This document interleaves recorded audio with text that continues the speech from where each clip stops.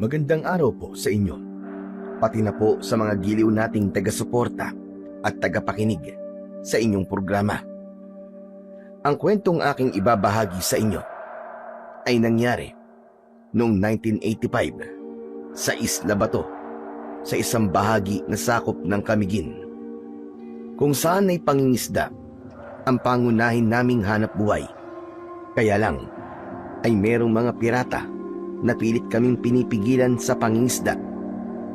Ipinagkakait nila sa amin ang bahaging teritoryo na sinasabi nilang sakop nila. Isang gabi ay bigla na lang kaming sinalakay ng mga pirata. Akala ko nung mga panahon na yon ay katapusan na namin ng aking kaibigan na si Paner. Bago ko nga pala simulan ng aking istorya, ay magpapakilala po muna ako. Tawagin niyo na lamang ako sa pangalang Brando, at ito ang aking kwento. Visit ng mga piratang yan, oh. Lintik talaga. Ay nako, kapag mamalasing ka nga naman. Oh, bakit po, tay? Ano po nangyari at basang-basa po kayo? Tsaka, nasan po mga huli niyong isda? Tigil-tigilan mo nga ang pagtatanong mo sa akin, ha, Brando? At mas lalo lamang umiinit ang ulo ko, eh. O bakit naman po pati ako nadamay po sa init ng ulo niyo, tay? Ano po kasi ang nangyari at nagkakaganyan kayo? Ang buwisit ng mga piratang yun, nakasalubong namin sa dagat. Akalain mong banggain ba naman ang bangka namin ni Paring Agyo? Lumubog ang bangka namin. Marami na silang kagamitan sa pangingisda. Paano na? Paano pa kami mangingisda niyan? Lintik talaga. Nakakainis. Pati yung bago kong itak, kasama sa lumubog na bangka. Diyos ko naman. Bakit po kayo binangga ng mga yun? Tsaka, sila po ba yung mga pirata na nagbabantay sa kabilang isla? Oo, sino pa ba? Kundi ang pangkat ng mga pirata na ayaw magpakuha ng mga isda malapit sa kanilang teritoryo. Sukat ba naman na pabantayan sa mga tulisan na para bang mga gutom na pirana? Mabuti at hindi po nila kayo sinaktan. Brando, anak ng bulag ka ba? Hindi mo ba nakikita? Nasaktan kami. Marami na sugatan sa amin. Ang iba, nawawala at marahil patay na. Ano ba klaseng tanong yan? Pasensya na po kayo. Nagtatanong lang naman po ako eh. Hindi ko lang po talaga maiwasan ang hindi mag-usisa kasi nag-aalala po ako sa inyo. Bakit kaya ginagawa nila ang mga ganung bagay? May araw din sa akin ng mga hayop na yun. Darating ang oras na sila naman ang mawawalan ng mga gamit at buhay. Mabuti na lang talaga, hindi ka namin nakasama sa pangingisda. Kung nagkataon at kasama ka, naku, panigurado masasaktan ka. Nako, sinasabi ko talaga sa kanila, papatayin ko sila. Kung hindi ako pinigilan kanina ni Paner, may kalalagyan din sa akin ang hayop na pinuno nila. Saglit lang tay, ha. Mukhang alam ko na pong tumatakbo sa isip nyo eh. Kung ano man po yun, huwag nyo na pong ituloy, tay. Wala po kayong laban sa kanila. Kaya huwag po kayong gagawa ng bagay na maaaring ikapahamak nyo at ng mga kasama nyo po. Wala nga tayong laban sa kanila. Kaya lumalakas ang loob ng mga hayop na alipinin tayo eh. Kung hindi tayo lalaban, kailan pa? Kapag namatay na ang pamilya natin sa gutom? Pero tay, huwag naman po sa paraan na naiisip nyo po. Ay nako, wala nang ibang paraan, Brando. Hindi ako makakapayag na palagi na lamang nila tayo minamaliit. Tinatapakan ng paulit-ulit. Marangal ang hanap buhay natin, hindi tayo nanlalamang. Bakit hindi na lang mga magdanakaw sa kaban ng bayan ng durugin nila at hindi kami na naghihirap?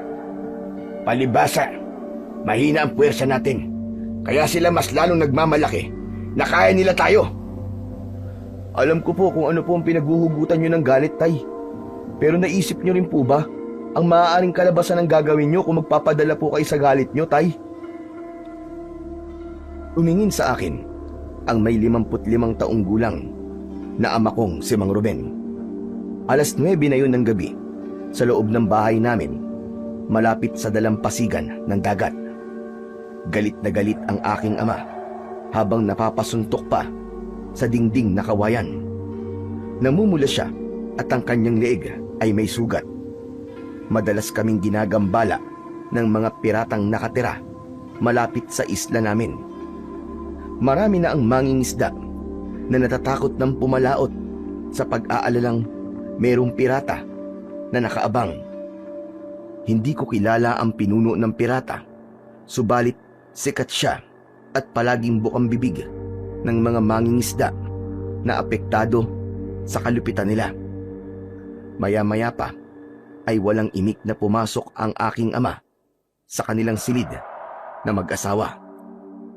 Nakita ko rin na nagising ang aking ina sa boses na yon ng aking ama. Isang malalim na buntong hininga ang pinakawalan ko, saka tumingin sa tabing dagat habang tanaw ko ang malalaking alon na humahampas sa malalaking bato. Diyos ko, kayo na po ang bahala sa mga kapwa naming mangingisda. Mula sa aking kinatatayuan ay nakita ko ang mga mangingisda. Hila ang nasira nilang mga bangka. Natanaw ko rin ang kaibigan ko na si Paner, kaya hindi na ako nakatiis. Dala ng aking pag-aalala, nilapitan ko sila ng kanyang ama na si Mang Agyo. Tol, kumusta? Nasugatan ka rin ba? Oo pero konti lang naman to. Maliit na gasgas lang. Ay, mabuti naman. Mahalaga, ligtas kayo. Pero ang lambat at ang iba pa naming gamit sa pangingisda wala na, tol. Itong bangka lang ang naisalba namin. Butas pa nga ang gilid eh. Ay nako, nakakainis ang ganitong kamalasan, tol. Si tatay rin, dismayado sa nangyari. Teka, tulungan ko na kayo. Tinulungan ko si Paner na hilahin ang kanilang bangka papunta sa gilid ng dagat, saka itinaas sa lagayan ng mga ito. Nakita ko na malaki ang pinsala sa ibang mga bangka na naroroon. Ang iba, napapaupo na lamang sa buhangin at hindi napipigilan ang pag-iyak.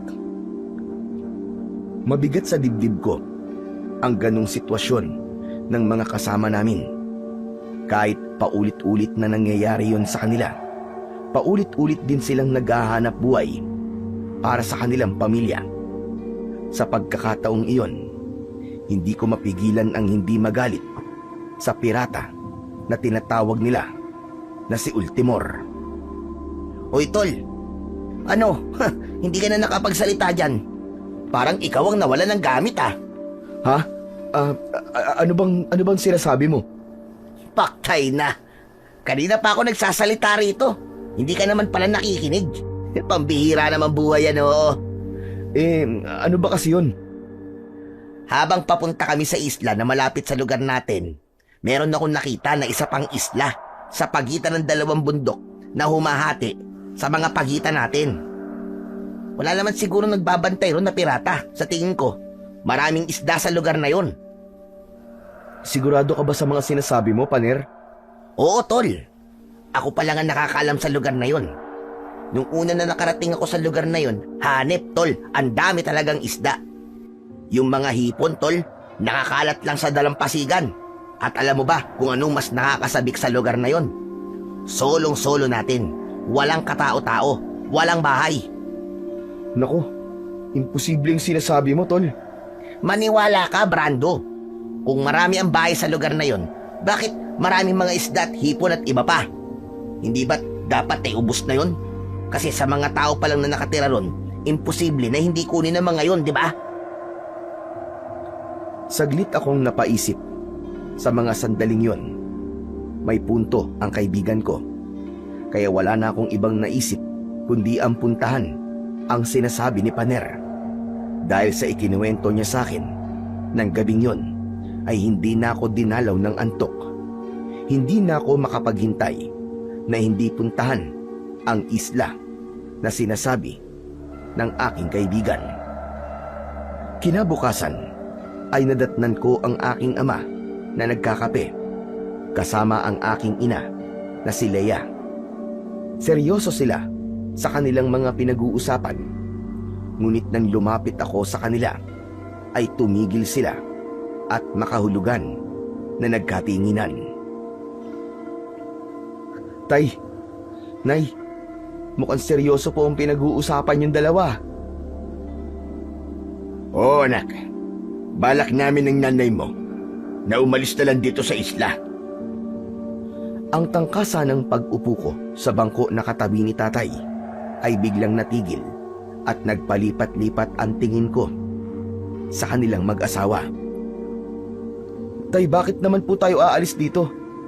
Wala po tayong ibang mapupuntahan. Tsaka wala din po tayong ibang alam na trabaho sa ibang lugar. Bahala na. Ang mahalaga makaalis tayo rito anak. Nag-aalala na ako sa kaligtasan nyo.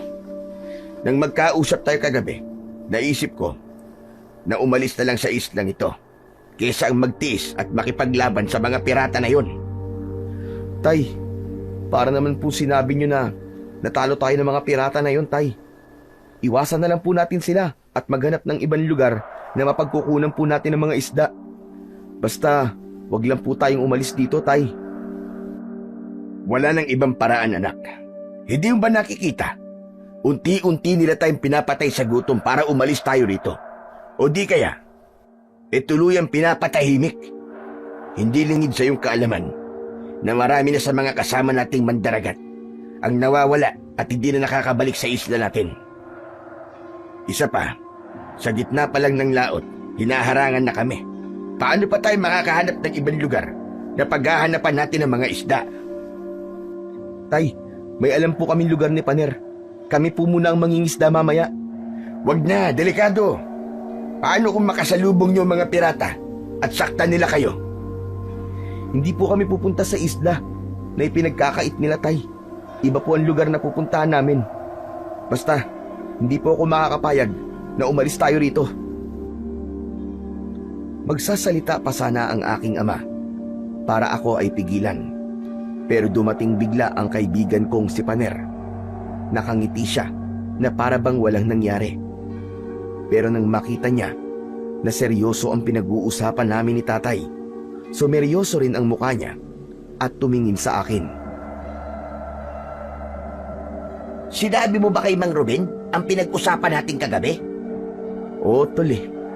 Kasi naman balak nila tatay na umalis dito sa isla. Ang lumipat ng ibang tirahan. Hala, bakit naman po Mang Ruben? Dito na po kami halos lumaki ni Brando ah. Ano po bang dahilan? Alam mo naman Paner, kung ano ang dahilan, di ba? Tungkol po ba ito sa nangyari kagabi? Naku, wala po yun. Huwag po kayong mag-alala sa mga pirata na yun. Hanggang pananakot lamang ang kaya nilang gawin. Kaya huwag po kayong papa-apekto sa kanila. Ang totoo po niyan, may pupuntahan kami ngayon ni Brando eh. Saan ba kayo pupunta? Baka mapanganib ang isla na gusto niyong puntahan, ha? Nako, hindi po, Mang Ruben. Sigurado po ako. Napuntahan ko na po ang lugar na yun eh. At wala po nakatira sa isla na yun. Tsaka, hindi naman po ang mga tao ang pupuntahan namin dun eh. Kundi yung mga isda na makakatulong sa ating mga pangangailangan. Sige na tay, pumayag na po kayo. Paano po kung totoo na maraming ang isda ron, kagaya po ng kwento sa akin ni Paner? Paano rin naman? Kung kaya walang nakatira na tao sa isla na yon, ay dahil may mga nilalang na nagbabantay roon. Sige nga. Tay, pwede naman pong subukan eh. Huwag po muna natin husgahan ng lugar na yun. Kaya't payagan niyo na po ako na sumama po kay Paner, tay. Ay, nako. O siya, sige na. Mapilit ka eh. Kayo nang bahala na dalawa. Basta mag-iingat kayo. Huwag kayong magtatagal doon, ha? Opo, tay. Salamat po. O tol, maganda ka na. Mag-almusal ka muna, hihintayin kita doon sa labas. Sige po, Mang Ruben, aalis na po ako. Salamat po sa pagtitiwala. Tango ang itinugon ng aking ama sa kaibigan kong si Paner. Naiwan ako na naghahanda naman ng pagkain. Pagkatapos ko na kumain, ay naghanda naman ako ng mga gamit sa pangingisda.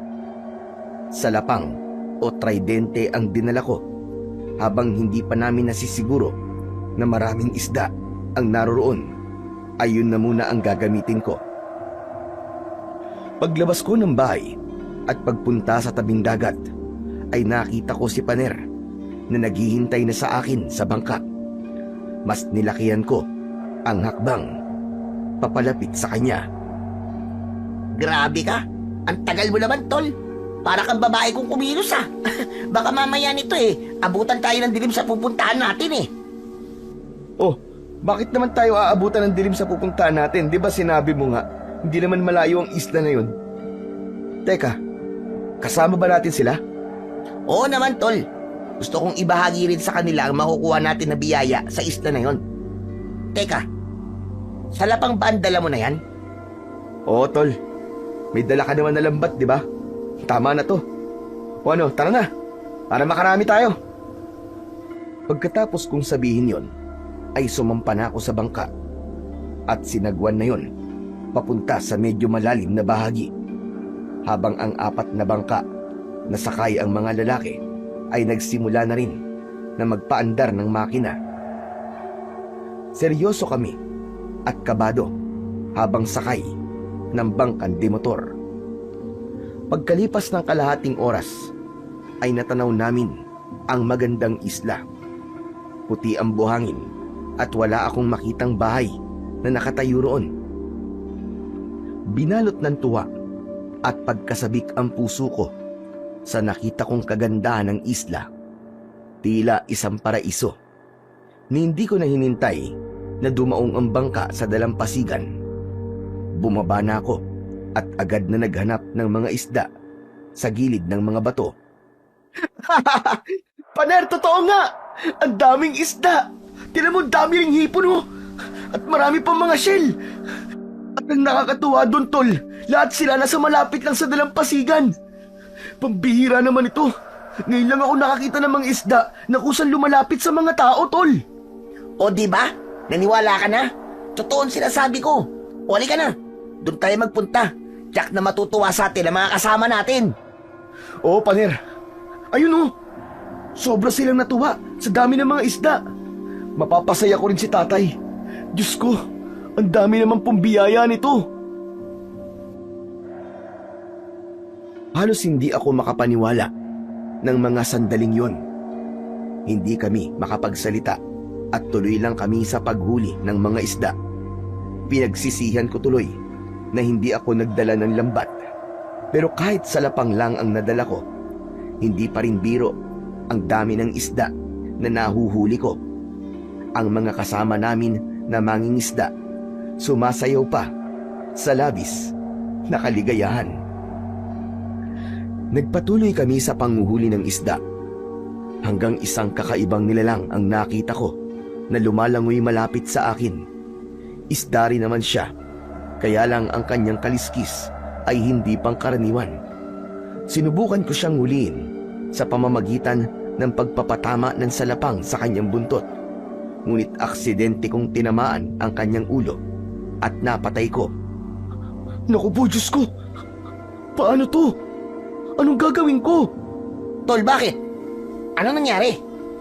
Tol, napatay ko ang kakaibang nilalang na to. Oh. Ano naman kung napatay mo ang isda na yan? Pambihira ka naman, oo. Akala ko kung napapaano ka na eh. Pero bala ko lang naman sanang huliin ng isda na to eh. Dahil gusto kong ipakita kay tatay. Sus naman, bakit mo pinangihinayangan ng buhay ng isda na yan? Isda lang yan, Brando. Walang masama kung mapatay mo siya. Halika na nga, umalis na tayo. Pero, hindi ka ba nagtataka? Nakakaiba siya? Ibang-ibang isda na to, tol. Ngayon lang ako nakakita ng ganitong isda eh. Kakaiba nga siya, Brando. Pero hindi natin sigurado kung ligtas ba siyang kainin. Kaya halika na, umalis na tayo dito. Sapat na mga isda na nahuli natin. Wala na akong nagawa nang hawakan ni Paner ang braso ko para umalis na sa lugar na yon. Habang naglalakad ako papalayo, ay hindi ko inaalis ang paningin sa isda na napatay ko. Maya-maya pa ay narating namin ang kinaroroonan ng bangka namin. Saka naglayag, paalis sa isla. Pero habang sakay kami ng bangka, pakiramdam ko merong nakasunod sa amin. Parang may nakatingin mula sa tagong lugar at pinapanood kami mula sa malayo. Oh, ano mo talaga? Bakit hindi ka pa rin mapakali, Brando? Iniisip mo pa rin ba tungkol sa isda? Hindi, tol. Para kasing Para kasing ano, pambihira ka naman. Palagi ka nalang pabitin eh. ano eh. Para kasing may nakatingin sa atin. Para bang may nakasunod sa bangka natin eh. Teka nga, nasan? Wala naman ah. Tol, ano ba nangyayari sa'yo ha? Kanina ka pa. Tsaka namumutla ka na oh. Kung ano-ano kasing iniisip mo eh. Kaya ka nagkakaganyan eh. Hindi ka ba masaya na marami tayong may uuwi na isda sa pamilya natin? Siyempre, tol, masaya ako. Kaya lang, magmula talaga nung mamatay yung isda na yun, pakiramdam ko, meron na nakasunod sa bangka natin eh. Bigla akong kinabahan na hindi ko maintindihan. Ewan ko ba? Bigla ko rin naalala ang sinabi ni tatay tungkol sa nilalang na maaaring nagbabantay sa isla na yon. Pambihira ka rin talagang mag-isip tol eh, no? Wala naman talagang nakasunod sa atin eh. Ikaw lang ang nag-iisip niyan. Tignan mo nga mga kasama natin, no? Kampante lang silang nakaupo sa bangka nila. Isa pa, kung iniisip mo nang sumusunod sa atin ay ang kaluluwa ng isda, nagpapatawa ka. Hindi ganyan ang pagkakakilala ko sa iyo, Brando. Umayos-ayos ka. Basta. Bahala ka kung ayaw mo maniwala sa akin. Basta nararamdaman ko. Kakaiba ang isda na yun. Pati ang isdang napatay ko. Nang mahalata ni Paner na naiinis na ako sa sinabi niya, sumeryoso ang muka ng kaibigan ko. Ito naman, binibiro lang kita, tol. Talaga naman nakakaiba ang isda na napatay mo. Pero kalimutan mo na yun. Huwag mong bigyan ng nakakatakot na kaisipan ang nilalang na yun sa isla. Saka babalik pa naman tayo ng bukas eh. Kaya huwag mong takutin ang sarili mo. Tama ka. Baka nag-iisip lang ako ng mga kakaibang bagay. Kaya ako nagkakaganito. Pinilit kong kalimutan ang nangyaring yun sa isla. Isda lang naman yun at wala nang ibang dahilan para magkaganito ang pakiramdam ko. Kaya lang, ng mga oras na yon ay nagsipagtayuan na ang balahibo ko sa katawan. Mabuti na lang at natanaw ko na ang dalampasigan sa isla namin. Kahit papano ay nabaling ang aking atensyon sa maraming tao na nag-aabang sa aming pagdating. May mga hawak sila na timba na paglalagyan ng mga isda. Ang sarap ng ganung pakiramdam na merong naghihintay sa pagdating namin. Hindi pa halos kami tumitigil sa pagpapatakbo ng bangka ay lumusong na ang ilan sa tubig at lahat sila ay kumuha ng mga huli namin na isda. Lahat ay masaya, maging ang aking ama na hindi napigilan ang labis na tuwa at niyakap ako ng mahigpit. Diyos ko anak, napakarami niyong huli. Salamat talaga sa Panginoong Diyos sa biyayang ito sa atin. Salamat din po kay Panertay. Siya po talaga ang dahilan kung bakit marami po ang huli natin na isda. Naku, wala yun, Brando. Sino pa ba magtutulungan kundi tayo-tayo rin? O paano? Kailangan ko nang umalis. Ihatid ko pa to sa bahay eh. Oo, tol. Salamat ulit ha. Bukas na lang ulit tayo babalik doon. Anak, ako na magdadala ng mga huli mo sa bahay. Sige po tay. May iwan po muna ako rito sa dalampasigan. At itataas ko pa po ang bangka eh. Iniwan ako ng tatay ko sa dalampasigan na yon. Nakigulo na rin si Mang Ruben sa mga taong naroroon. Kung marami ang natuwa sa huli namin, meron naman na hindi masaya.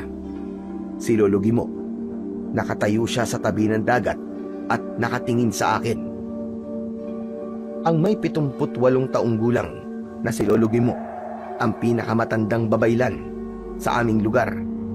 Madalas siyang magsalita ng kung ano-anong bagay tungkol sa mga pangitain niya, pero binabaliwala lamang yon ng mga tao. Iniisip nila na baka dahil sa edad ng matanda ay kung ano-ano na lang ang sinasabi nito. Ngunit para sa akin, nanatili siyang kakaiba. Pakiramdam ko, totoo ang mga sinasabi niya. Lalo pa at madalas ay nangyayari talaga ang mga sinasabi niya. Wala siyang pamilya. bihira makihalubilo sa mga tao. At ngayon, habang nakatingin siya sa akin, hindi ko maiwasan ang hindi kabahan. Kaya naman, nilapitan ko siya para kausapin. Mawalang galang na po, Lolo Gimo. Bakit hindi po kayo kumukuha ng mga isda? Hindi na kailangan. Marami naman akong isda na nakaimbak sa tapayan. Ipaubaya mo na lang yan sa kanila. Para naman kung ano mangyari sa isla na ito. Ang mahalaga, natikman nila ang mga isda na pagbubuwisan nila ng buhay pagdating ng araw. Napaatras ako at kinabahan. Nabigla ako sa sinabi ni Lolo Gimo. Madalas ko naman siyang naririnig na nagsasalita ng mga ganung bagay. Kaya lang, parang iba ngayon ang sinabi niya. Kinilabutan ako at nag-alala. Ano pong ibig niyong sabihin na magbubuwis po ng buhay? Ang isda na nahuli nyo ay simula ng karahasan. Isang pagkakamali ang ginawa nyo. Pero wala na rin naman magbabago kung ang nakatakda ay magaganap ang karahasan. Hindi mo na yun mapipigilan. Sandali lang po. Bakit naman po nagsasalita kayo ng ganyan, Lolo Gimo? Sapagkat nakita ko na ang tagpong ito. Magaganap ang itinakda. Ngunit hindi ko maaaring pigilan. Lolo Gimo, pwede ba? Huwag na po kayo magsalita ng mga ganyan-ganyan. Tinatakot nyo lang po ang mga tao dito eh. Pati po tuloy ako natatakot na rin po sa mga sinasabi nyo eh. Isa akong babaylan at hindi pa ako nagkakamali sa mga sinasabi ko. At walang dahilan para takutin ka o kung sino pa man. Ang mga sinasabi ko ay babala. Isang paghahanda. Hindi naman kita pinipilit maniwala. Ngunit darating ang isang gabi na merong masasamang tulisan ang dadaong sa isla na to. May mamamatay, may bibihagin, at may mabubugbog na isang lalaking walang muka. Ang dahilan ng lahat ng yon ay ang pagpatay sa isang alagad ng masamang nilalang na nagbabantay sa kanilang tahanan. Para akong binuhusan ng malamig na tubig ng mga oras na yon. Kinabahan ako dahil baka ang tinutukoy ni Lolo Gimo ay ang aksidenteng pagkakapatay ko sa isda. Ngunit ang hirap paniwalaan. Hindi ko alam kung ano pa ang pangitain ng matanda na para bang pakiramdam ko ay tumutugma sa akin. Ano pa po ang mga nakikita nyo, Lolo Gimo? Pagpatay. Maraming pagpatay ng mga bandidong kawatan o pirata na manggagaling sa iba pang isla. Bukod doon ay wala na. Kaya mag-iingat ka. Mag-iingat pati ang mga magulang mo. Hindi po ako mag-aalala sa sinasabi niyong babala, Lolo Gimo. Diyos lang po ang nakakaalam sa mangyayari sa hinaharap. Isa pa, sa lugar po na pinagulihan namin ng mga isda, wala naman po nakatira dun eh. Kaya wala po kami pinakailaman na pag-aari ng iba.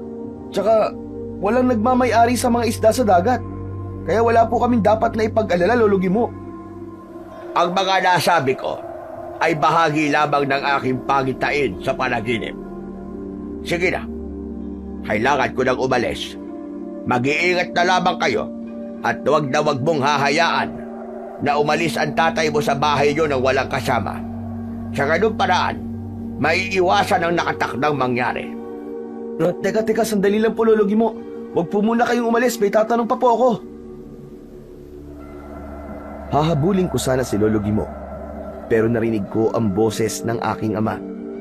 Napalingon ako sa kanya at nakita ko na halos mapuno ang timba na hawak niya. Anak, ano ba pinag-uusapan niyo ni Tatay Gimo? Bakit nagmamadali siyang umalis?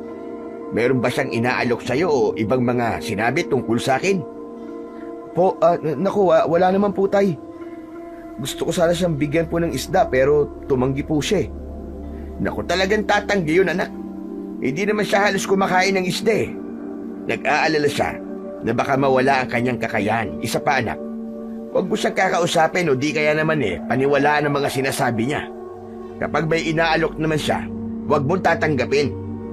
Ha? Bakit naman po, Tay? Basta, sumunod ka na lang. Ay nako, naiintindihan ko na po kung bakit ko lalayuan ng matandang yun, Tay. Talaga po bang ganun siya magsalita? Ay nako, anak. Kaya masanay ka na sa kanya. O tara na. Kailangan pa natin maibenta to sa palengke. Tsaka, kanina pa gutom ang nanay mo. Sige po, Tay. Magkasama kami ni Tatay na tinahak ang daan papunta sa aming bahay. Pagkalipas lang ng ilang minuto ay nadatnan namin si Nanay na nagpapausok na sa kalan. Inilapag naman ni Tatay ang mga isda, saka inilagay ang mga yon sa plastik para dalhin sa palengke. Ako naman ay pumasok sa loob ng kwarto at itinabian sa lapang. Pagkabihis ko ng damit ay nahiga ako sa aking katre. Nakatingin ako sa bubong na anahaw habang iniisip ang mga sinabi sa akin ni Lolo Gimo. Ay nako, nakakainis. Di na lang sana ako nagtanong kanina. Pambihira na yan, oo. Ang gulo-gulo na nga ng isip ko. Dumagdag pang matandang yun. Anak, ano ba binubulong-bulong mo dyan, ha? Wala po, Tay. May iniisip lang po ako. O siya, sige, aalis muna ako saglit, ha? Ikaw muna ang bahala rito. Opo, Tay. Sigaw ko, pero bigla kong naisip ang sinabi ni Lolo Gimo na wag kong hahayaan na umalis si Tatay na mag-isa. Nagtatalo ang kalooban ko kung maniniwala ba ako o hindi. Sus, bakit ba ako magpapa-apekto sa sinasabi ni Lolo Gimo? Kalimutan ko na nga lang ang sinabi niya. Bahala na. Binaliwala ko ang sinabi ng matandang lalaki at hindi na ako lumabas ng silid para ihatid si Tatay. Inabala ko na lamang ang aking sarili sa pag-iisip sa mga binabalak kong gawin bukas. Pagkalipas ng ilang oras ay tinawag na ako ni Nanay para kumain ng tanghalian. At nang matapos akong kumain ay agad akong nagpunta sa tabing dagat para ayusin ang nasirang bangka ni Tatay. Masyado akong nalibang sa ginagawa ko. Kaya naman, hindi ko naramdaman na nakalapit na pala sa tabi ko ang kaibigan kong si Paner. Pambihira naman, Tolo. Masyado kaya tampo ko sa ginagawa mo, ah. Parang wala sa lugar na to ang isip mo. Ay, pasensya ka na, Tol. Kanina ka pa ba dyan? Oo, kanina pa ako rito. At malapit nang maubusan ng laway sa pagsasalita ng walang kausap. Sorry naman. Hindi ko kasi namalayan ng paglapit mo eh. Iniisip ko kasi ang mga sinabi sa akin ni Lolo Gimo. Ano? Si Lolo Gimo baka mo? Nako, wag mo seryosoin ang mga pinagsasabi ng matandang yun. Walang katotohanan ng mga lumalabas sa bibig nun eh. Tol, iba talaga eh. Parang totoo ang sinasabi niya.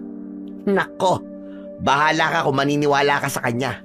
Ako kasi, hindi nagpapaniwala sa mga sinasabi ng matandang yun.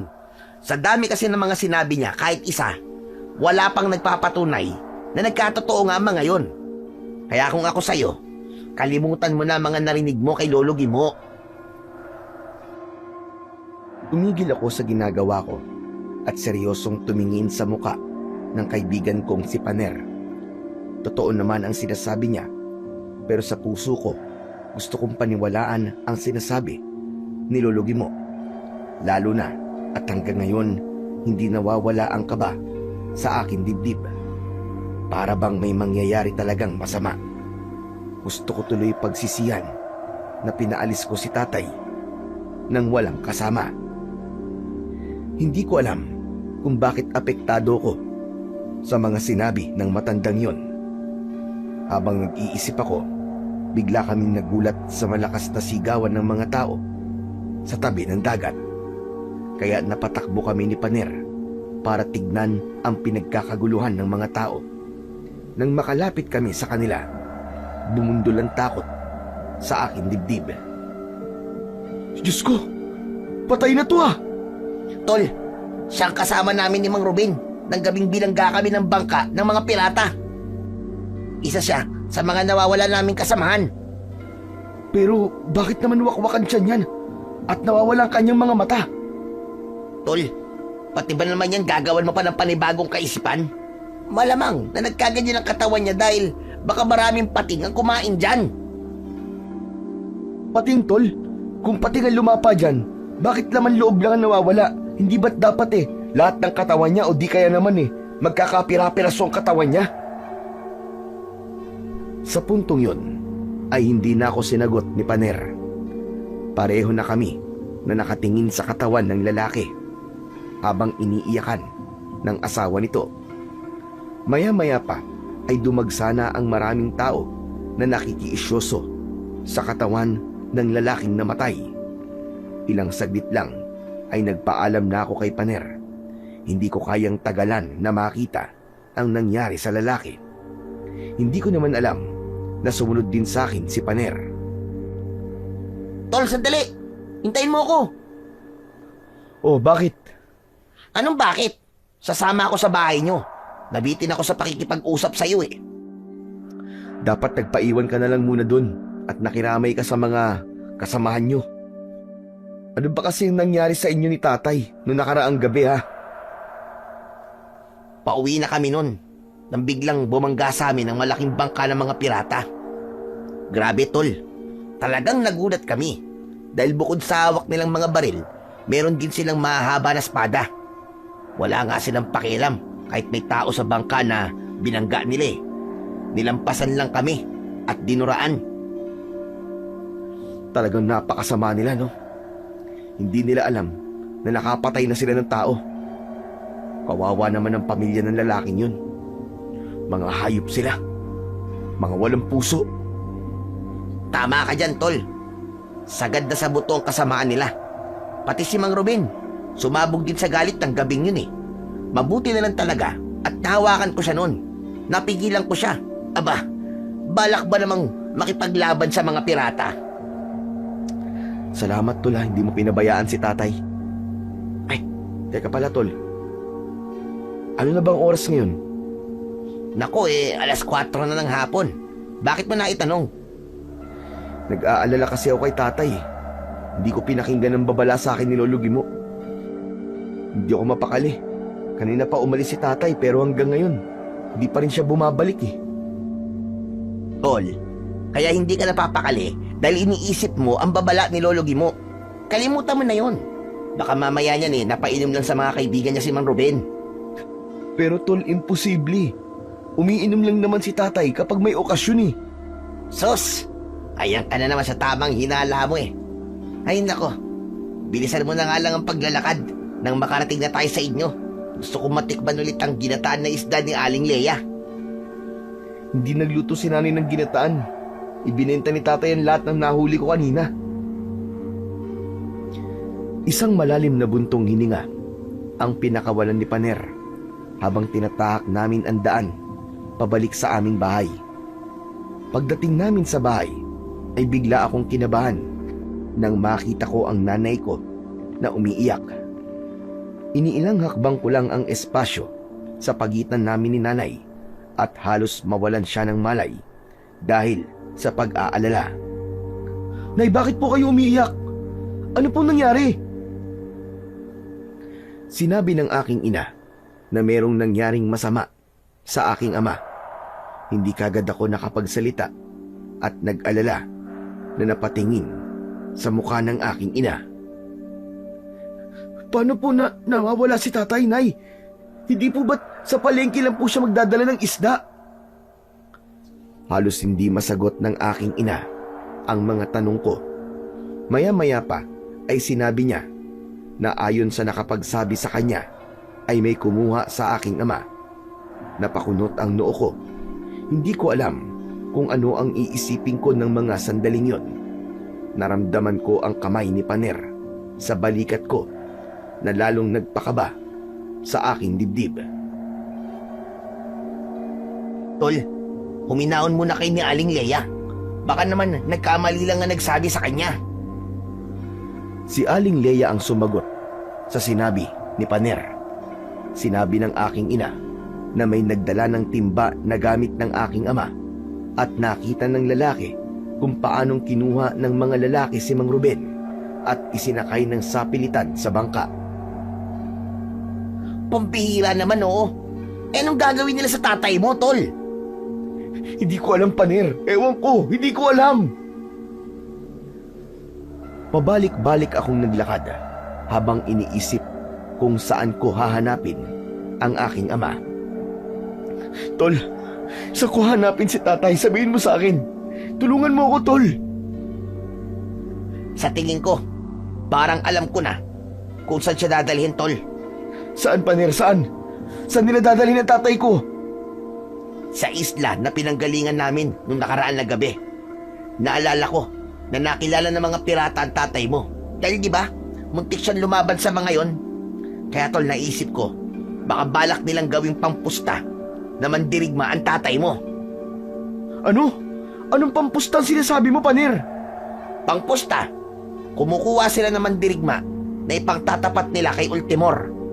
Pagkatapos, magpupustahan sila kung sino ang mananalo sa laban. Yun ang ginagawa nilang parusa sa mga taong kumakalaban sa kanila. Diyos ko, iba ang kutob ko sa nangyari sa tatay mo, tol. Samahan mo ako, Paner. Samahan mo ako. Ililigtas ko si tatay.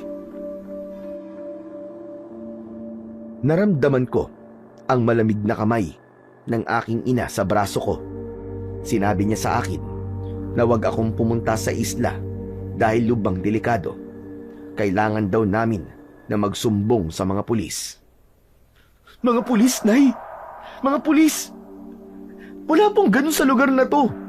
Walang umiiral na batas sa lugar natin. Ang batas dito ay ang patakaran na ipinatutupad ni Ultimor. Tol, parang tama si Aling Leia. Wala naman tayong kakayahan na lumaban sa puwersa ng mga pirate. Paano natin iniligtas ang tatay mo? Sinasabi mo ba na pabayaan ko na lang si tatay, ha, Paner? Hayaan ko na lang na gawing laruan siya ng mga hayop na yon? Ganun ba ang gusto niyo mangyari? Teka tol, huwag ka naman magalit. Hindi pa naman tayo sigurado kung doon dinala si Mang Ruben. Wala pa tayong sapat na batayan. Pero ang mga pirata na yon, ang tsak na gagawa ng ganung bagay sa tatay ko. Isa pa, sigurado man tayo o hindi, Paner, gusto kong makatiyak. Gusto kong malaman kung ligtas ang tatay ko. Wala nang nagawa ang aking kaibigan dahil desidido na ako na iligtas ang tatay ko.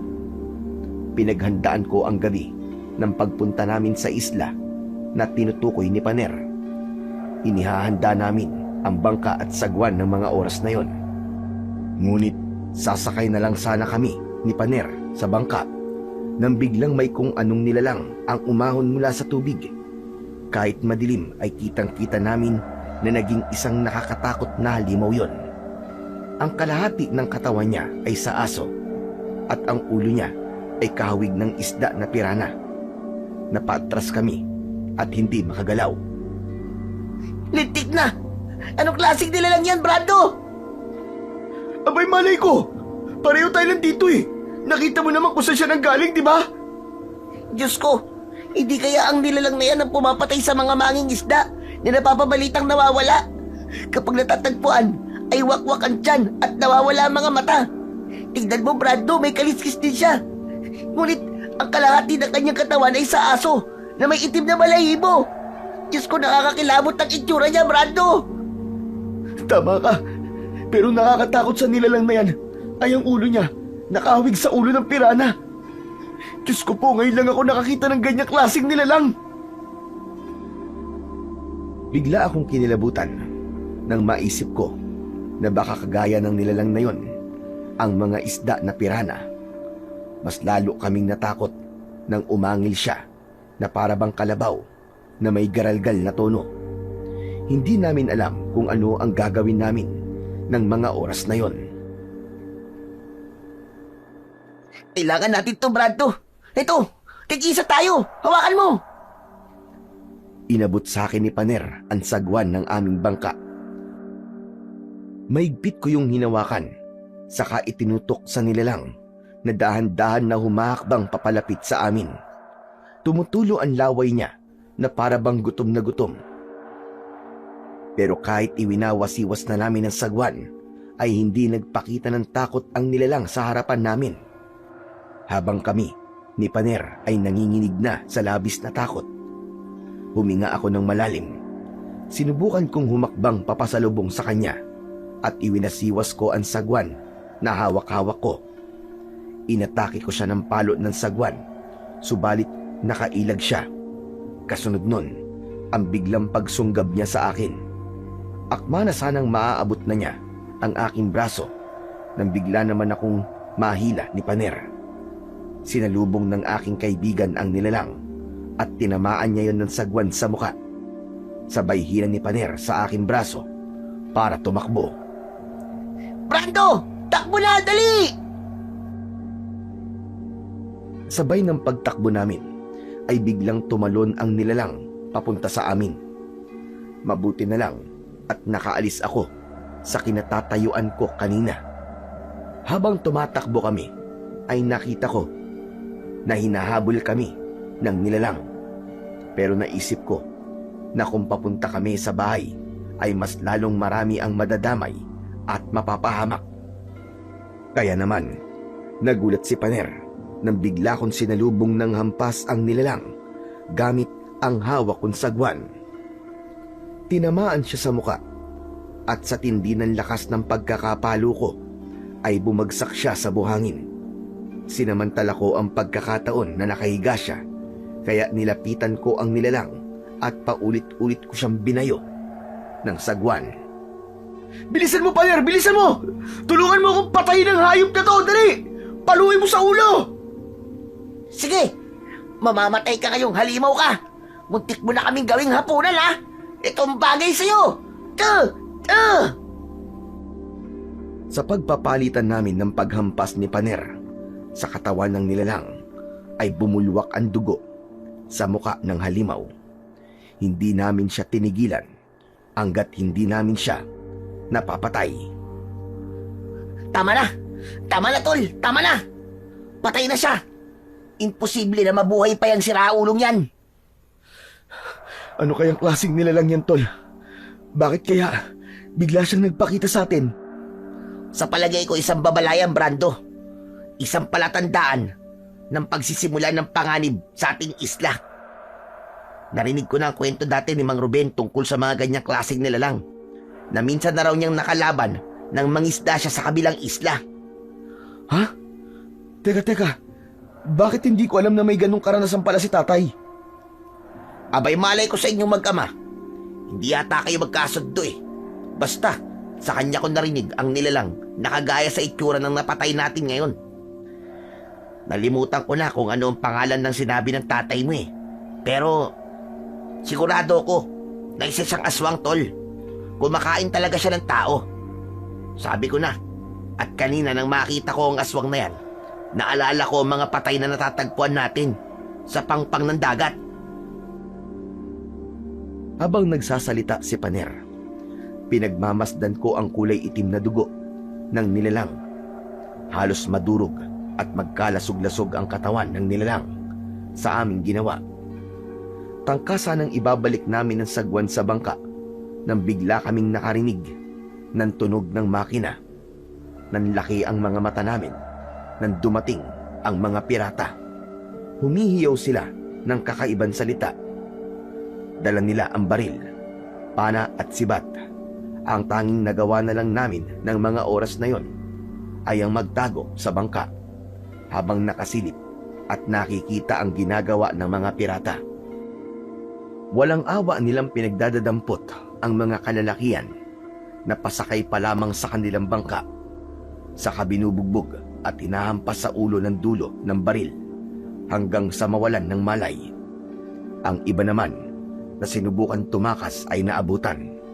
Sinuntok ang mga yon, pero nakipaglaban para ipagtanggol ang kanilang mga sarili. Ngunit kapag natututukan ng baril, ay wala na silang nagagawa. Tol, anong gagawin natin? Papunta na sila sa mga bahay natin, oh. Kailangan ko silang maunahan. Pupuntahan ko si nanay. Ako rin, tol. Pupuntahan ko si tatay. Sabay kaming tumayo ng aking kaibigang si Paner. Pero nagulat kami sa dalawang lalaki na nakangisi habang nakatutok sa amin ng baril. Maya-maya pa ay dumaong na rin sa pangpang ang malaking bangka na merong layag at katig.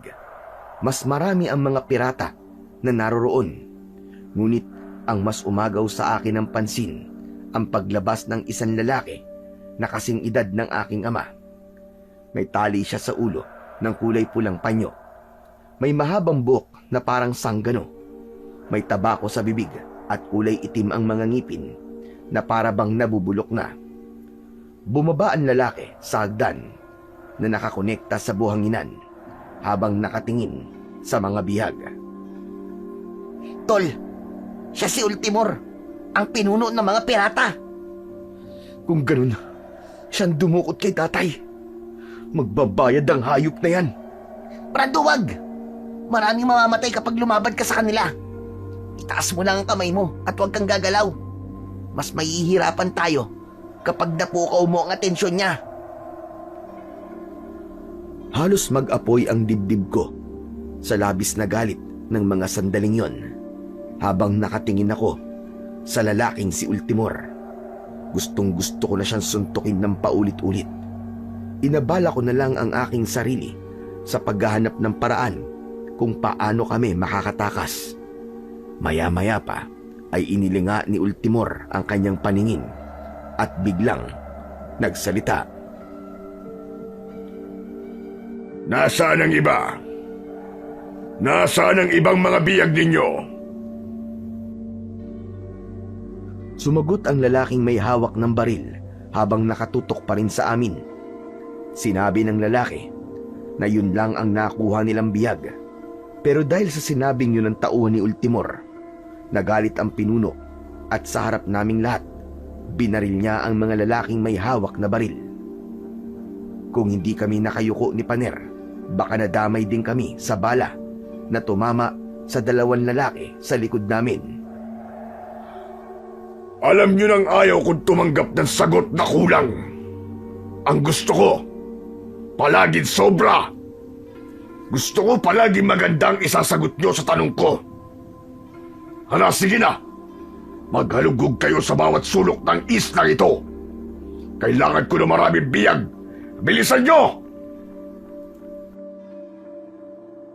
Nang umalis ang mga kalalakian na may hawak na baril, nagkaroon kami ng pagkakataon para makapagtago nang hindi napapansin ni Ultimor. Kitang-kita ko ang panginginig sa katawan ng kaibigan ko. Ako naman ay nilakasan ang loob ko para makahanap ng sandata na magagamit kong panlaban sa mga pirata.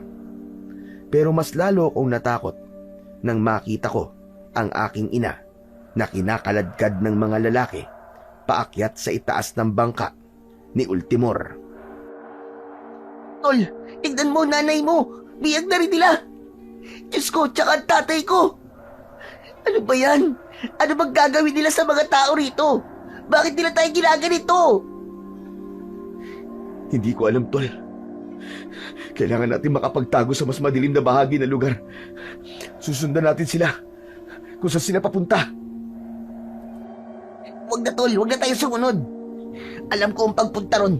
Ang kailangan natin, sapat na armas para mailigtas sila. Bago kayo umalis, surugin nyo ang kanilang mga bahay. Wala kayong ititira. Bilisan ninyo! Ang hayop na piratang yun.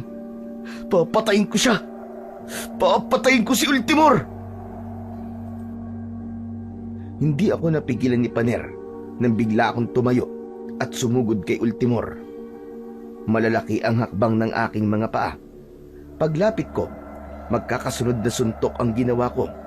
Ngunit yun ang malaking pagkakamali na nagawa ko dahil hindi man lang natinag ang kalaban ko sa pagtama ng kamao ko sa mukha niya. Sa halip, humarap siya sa akin at tinutukan ako ng baril ng mga tauhan niya. Itinaas ni Ultimor ang isa niyang kamay. Wag! Wag kayong makikialam sa amin. Matagal na rin akong hindi nakakapagpapawis. Inilinga ko ang paningin sa paligid ko at nakita ko ang kaibigan kong si Paner na hindi makalabas sa pinagtataguan niyang bangka. Lumapit sa akin si Ultimor at hinamon niya ako ng isang duelo. Gusto ko ang mga tulad mo, binata. Malakas ang loob mo. Biruin mo. May pagkakataon ka ng makatakas at makapagtago sa akin. Pero matapang kang lumabas at inatake ako na suntok. Pambihira. Ikaw lang ang naglakas ng loob na lumaban sa akin. Ibalik mo mga magulang ko! Ibalik mo ang lahat ng mga tao nakatira sa isla na to! Hindi magiging madali ang hinihiling mo, binata. Labanan mo ko. Sa oras na mapabagsak mo ko, palalayain ko ang mga magulang mo at ang mga kasamahan mo. Kung yan ang gusto mo, pagbibigyan kita. Hindi kita uurungan. Basta, may isa kang salita. Lalabanan kita. Magaling! Magaling! Yan ang gusto ko. Mga kasama, narinig niyo naman, hindi ba? Tinanggap niya ang hamon ko. Isang duelo. Habang nagsasalita si Ultimor, ay naghubad siya ng jacket. Inalis din niya ang mga sandata na nakalagay sa bewang at balikat niya. Habang ako naman ay inihahanda na ang aking sarili sa pakikipaglaban sa pinuno ng mga pirata. Akala ko ay magiging madali ang pakikipaglaban ko sa kanya, ngunit nagkamali ako. Bawat paglapat ng kamao niya sa katawan ko ay para bang merong kasamang dalawang mabigat na bato na tumatama sa aking katawan. Pasadsad akong bumagsak sa buhangin, kasabay ng malakas na tawanan ng mga taong naroroon. Ano, binata? Ano? Lumaban ka! Akala ko ba ay kaya mo ko? Habang nagsasalita si Ultimor, hinawakan niya ang damit ko at sapilitan niya akong itinayo. Sinuntok niya ako sa muka ng 2 beses at muli akong bumagsak sa buhangin. Pinilit kong tumayo at gumanti ng suntok kay Ultimor, pero naiwasan niya yon at gumanti siya sa akin ng sipa sa dibdib. Halos mawalan ng pakiramdam ang aking katawan, kasabay ng pag-iinit ng aking muka. Ano? Wala ka pala eh. Laban pa! Lumaban ka! Bumangon ka dyan, binata! Bangon! Sa kabila ng nararamdaman kong sakit, ay pinilit kong bumangon. Hinarap ko muli si Ultimor. Hindi niya naiwasan ang pagtama ng aking kamao sa mukha niya, ngunit agad siyang nakaganti sa akin. Tumama ang kamao niya sa dibdib at leeg ko. Halos umangat ang 2 kong paa sa pagbagsak sa buhangin. Hindi pa nasiyahan si Ultimor. Paulit-ulit niya akong sinipa sa tiyan hanggang sa sumuka ako ng dugo. Hinawakan niya ang braso ko at pilit akong pinatatayo. Sa pagkakataon na yon, ay sumuntok ulit ako sa kanya, pero hindi pa rin tumama yon. Sa huling sandali ng kanyang pag-atake, ay tumama sa mukha ko ang malakas niyang kamao. Bumagsak akong padapa sa buhanginan. Sabihin mo, may kasama ka ba? Nasaan ang kasama mo? Sumagot ka! Hindi ko sinagot ang tanong na yon ng pinuno ng mga pirata na si Ultimor. Sa halip ay tinignan ko ng palihim ang kaibigan ko na si Paner. Halos maiyak siya sa pag-aalala sa akin. Takot na takot habang umiiling. Subalit sinenyasan ko siya sa pamamagitan ng aking daliri. Sinabi ko na huwag siyang lalabas kahit na anong mangyari sa akin. Kasunod noon, narinig ko ang pagkasa ng baril sa likuran ko. Nakatutok ang baril ni Ultimor sa likod ko. Kung tutusin, pwede na kitang patayin ngayon. Kaya lang, lalaki akong kausap. Ngayon na natalo kita sa duelo at pinaligaya mo ang gabi ko, Sa labanan natin, ipapaubaya ko sa iyo ang buhay mo. Pero sa susunod na pagkikita nating dalawa, sisiguraduhin ko na tatama ang mga bala ng baril ko sa katawan mo. Itinuloy ni Ultimor ang pagpapaputok ng baril sa akin, ngunit ang pinatamaan niya lang ay ang tabi ko. Paikot yun sa kinahihigaan ko na buhangin. Halos mabingi ako sa tunog ng baril niya. Saka ibinato ang baril sa dagat at inaya na ang mga alagad niya na umakyat sa bangka. Naiwan akong gumagapang habang hindi matanggap ang aking sarili na naging mahina ako sa harap ni Ultimor. Sinigurado naman ni Paner na wala na ang mga pirata bago siya lumapit sa akin. Baka sa mukha niya ang labis na pag-aalala. Brando, tol! Diyos ko! Halika, halika! Tumayo ka, tutulungan kita! Tol, natalo ako, tol. Nabigo ako, tol. Ikaw lang naman na matigas ang ulo, Brando eh. Bakit mo ba yung ginawa? Hindi ka nag-iisip, basta ka nalang sumugod. Kung may nangyari sa'yo, paano mo pa maililigtas ang pamilya natin na biniyag nila? Sa puntong yun, ay saka lamang ako natauhan sa sinabi ni Paner. Masakit ang katawan na tumayo ako habang nakaakbay ako kay Paner. Nakakailang hakbang pa lang ako nang dumating si Lolo Gimo. Paner, Brando, sa bahay ko kayo pumunta. Sinunog nila ang bahay ninyo, kaya wala na kayong babalikan. Biglang naalala ko ang mga sinabi ni Lolo Gimo sa akin nung nakaraang araw. Nangyari ang lahat ng pangitain ng matanda, lalong nagpagulo sa isip ko. Naramdaman ko ang pagtulong ni Lolo Gimo kay Paner para alalayan ako sa pagpunta sa bahay niya. Pagkalipas ng ilang minuto ay narating namin ang bahay ni Lolo Gimo. Nasa itaas yun ng malaking puno ng mangga at yun ang kauna-unahang pagkakataon na nakarating ako sa bahay ng matanda.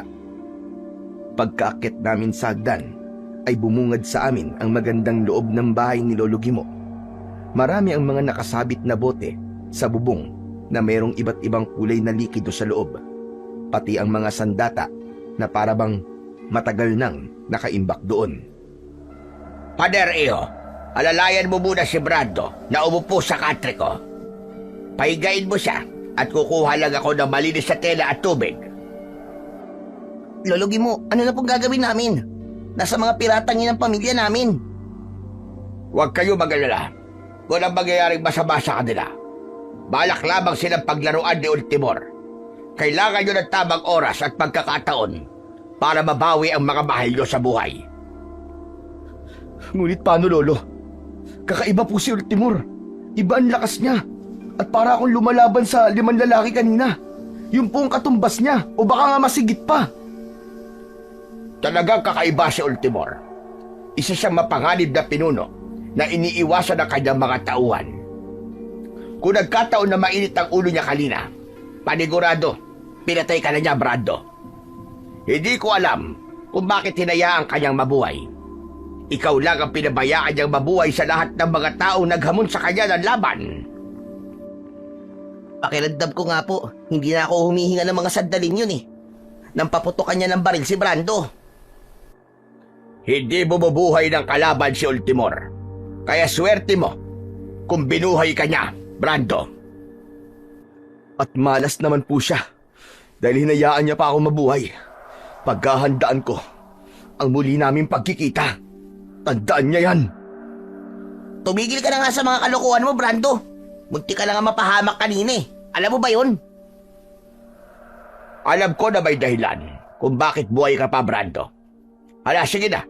Hubarin mo na ang damit mo at gagamutin ko mga sugat at pasa mo. Kailangan mo magpalakas nang may laban ka sa pinunong yon. Agad akong nagubad ng damit. Ngunit natigilan naman si Lolo Gimo. Matagal na hindi nakagalaw ang matanda habang nagtataka na napatingin sa aking likod. Naramdaman ko na hinaplos niya ang balat ko. Isang marka. Isang palatandaan ng pagiging mandirigmang hinubog sa apoy. Lolo, hindi po yan balat na hinubog po sa apoy. Nakuha ko po yan dahil napasuraw po ako nung bata pa po ako. Napansin ko na tinitignan din yun ni Paner at maging siya ay humanga sa taglay na ganda ng balat ko sa likod. Wow, grabe! Pambira naman ang paso na yan. Perpekto ang pagkakahugis ng isang ibon sa balat mo. Hindi yan isang ibon lang. At hindi basta marka lang, Brando. Dahil ito ang palatandaan ng pagiging itinakda mo. Kaya pala palagi kitang nakikita sa pangitain ko, sapagkat ikaw ang hinirang. Lolo naman nakakakilabot naman po kayo. Pwede po ba gamutin nyo na lang po ang mga pasa at sugat ko? Kung ano-ano po sinasabi nyo Alam mo, na hindi ako nagbibiro. Lahat ng mga sinasabi ko, Brando, ay nagkakatotoo. Kagaya ng pambabaliwala mo sa babala ko, kaya yan ang nangyari sa iyo. Dahil ang hirap po naman kasing paniwalaan Pues ngayon, kailangan mong maniwala dahil buhay mo ang nakataya. Teka, sandali lang. Pupunasan ko muna ng basantela ang mga sugat mo sa katawan. Hinayaan ko muna na gamutin ni Lolo Gimo ang mga sugat ko sa katawan. Si Paner naman ay hinayaan ko siyang manahimik sa isang tabi habang nakikinig sa sinasabi ni Lolo Gimo. Nang matapos ang matanda sa kanyang ginagawa, ay tumayo siya at may kinuha sa dingding.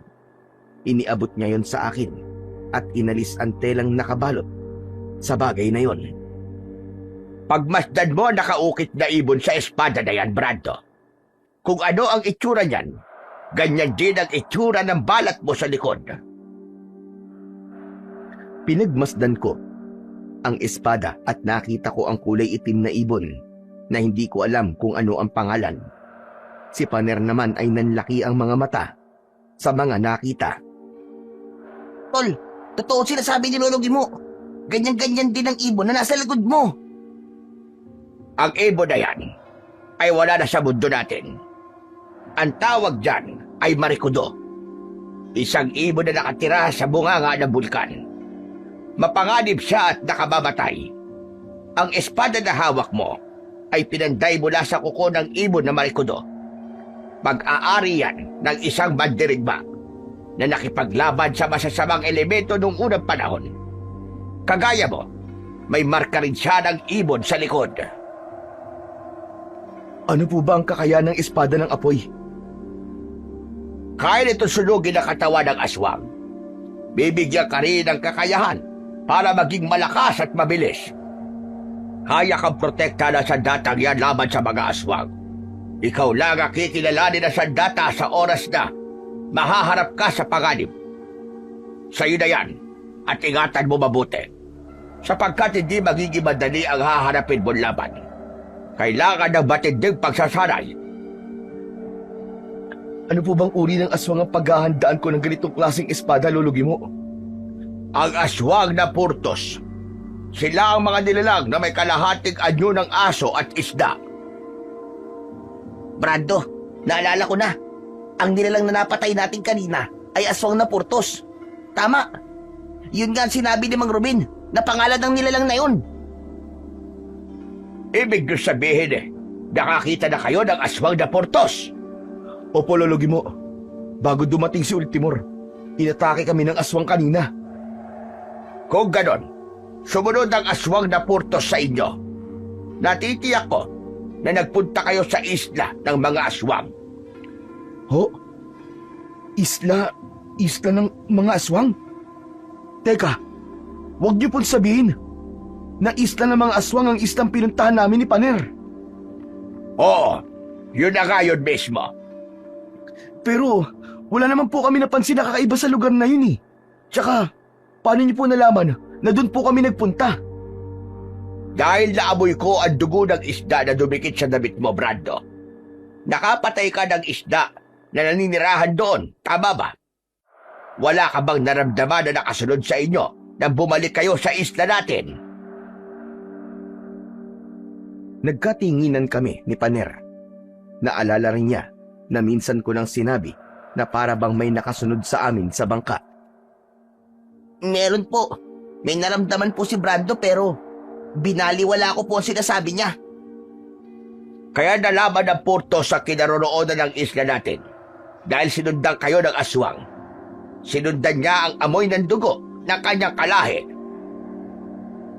Teka, sandali lang po, Lolo. Para po kasing naguguluhan na ako eh. Paano po kami masusundan ng aswang na yon? Isa pa, sigurado po kami na walang nakatira sa islang yon. Hindi nakikita ang kanilang bahay dahil nakatira sila sa ilalim ng mga bato. Mabuti na lang at nakaalis na kagad kayo ron dahil kung hindi, aatakihin kayo ng mga isda na kagaya ng napatay ni Brando. Yun ang isda na kasimbangis na mga pirana.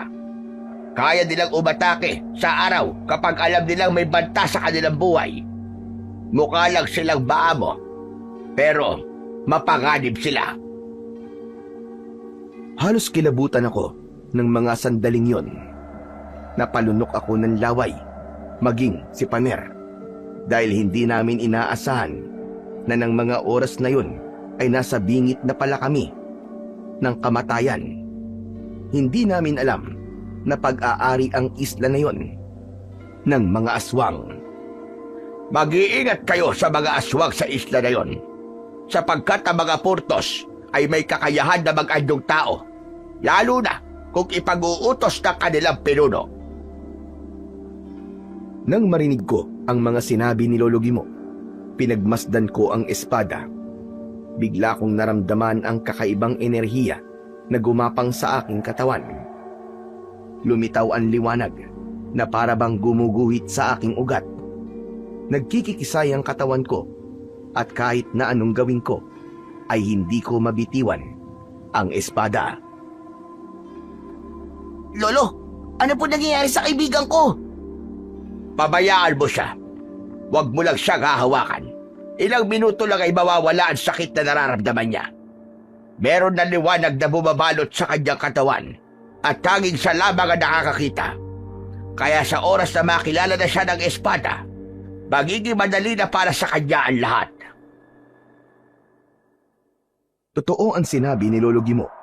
Hindi ko makontrol ang nararamdaman ko ng mga sandaling yon. Kahit gusto kong bumangon at tumingi ng tulong sa kanila, ay walang boses na lumalabas sa aking lalamunan. Hanggang sa tuluyan na ngang nagdilim ang aking paningin at nawalan na ako ng ulirat. Nagising ang natutulog kong diwa sa mahinang yugyog ng kamay ni Paner. Tol, gising na. Tol, gumising ka na. Tol naman, nakikiusap ako sa'yo, gumising ka na. Dahan-dahan kong iminulat ang aking mga mata at tumambad sa aking paningin ang nag-aalala na kaibigan kong si Paner. Nasa tabi niya pa rin si Lolo Gimo na nakatingin din sa akin.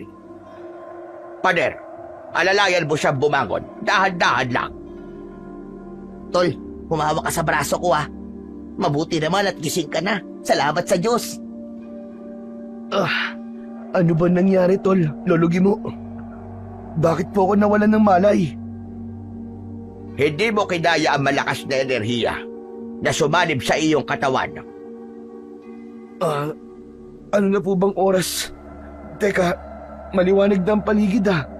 Kung ganun, magdamag po ako nakatulog. Brando, 8 oras kang natulog. Nagtanghalian na kami ni Lolo. Hindi ka pa rin nagigising. Grabe ka, Tol. Pinag-alala mo ko ng gusto ah. Kala ko kung ano na mangyayari sa'yo eh. Pasensya ka na, Tol ha. Hindi ko talaga kayang labanan ng sakit na nararamdaman ko kagabi. Tama siya, Paner. Malakas ang kapangyarihan na sumanib sa katawan ni Brando. Ngayon nataglay mo na ang espada ng apoy. Ano na ang plano mo ngayon? Anong binabalak mo? Isa lang po tumatakbo sa isip ko. Ililigtas ko po ang mga magulang ko. Ililigtas ko po ang mga kababaryo natin, Lolo Gimo. Kung ganon, ay mag-iingat ka. Huwag ka mag-alala. Malaki ang maitutulong sa iyo ng espada. Gusto ko sanang sumama sa iyo. Pero magiging pabigat lang ako roon. Naiintindihan ko po. Sapat na po ang tulong niyo sa akin, Lolo Gimo. Maraming salamat to. Tol, sasama ako sa'yo. Para kay Tatay Agyo. Ililigtas ko rin sila. Kung may kakayahan po kay Lolo Gimo na makita ang hinaharap tungkol sa kapalaran ko, tulungan niyo po akong makita ang magiging resulta ng aking paglusob sa kuta ng mga pirata. Hindi ko magagawa ang nais mong mangyari, Brando. Dahil ang pangitain ko ay walang pinipiling oras kung kailan magpapakita. Minsan ay nagbibigay siya ng babala sa panaginip ko.